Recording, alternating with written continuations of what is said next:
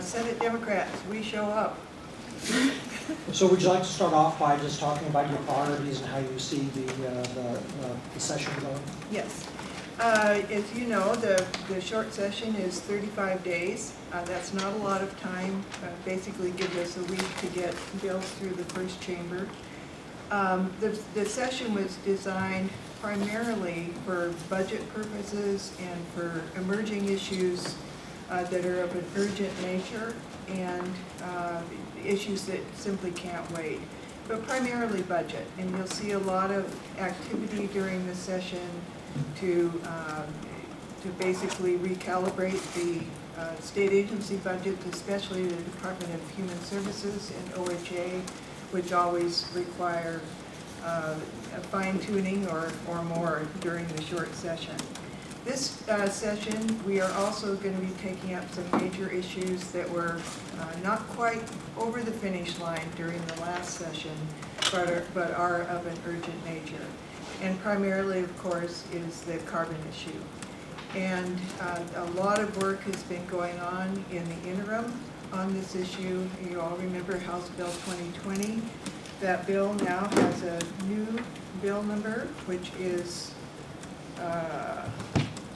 Senate Bill, let me look here, 1530, and that it has several substantive changes from House Bill 2020, primarily aimed at making it easier and a more gradual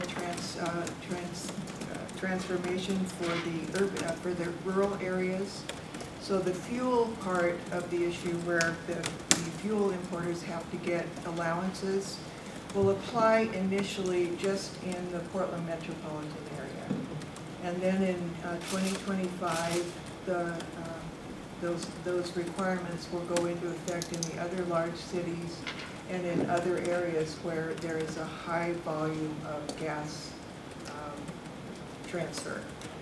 So that is going to be a big focus of the session. I'm very pleased that the table has been large. All voices have been heard on these changes to the bill, including Republican voices. I think you've heard some frustration from Republicans, but they have been at the table and invited to the table at every stage of the operation.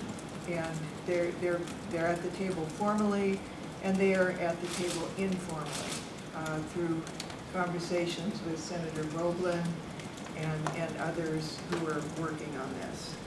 Senator Roblin and Senator Dembro, representing definitely different areas of the state, have worked together very constructively to get a bill that I believe can pass during this session.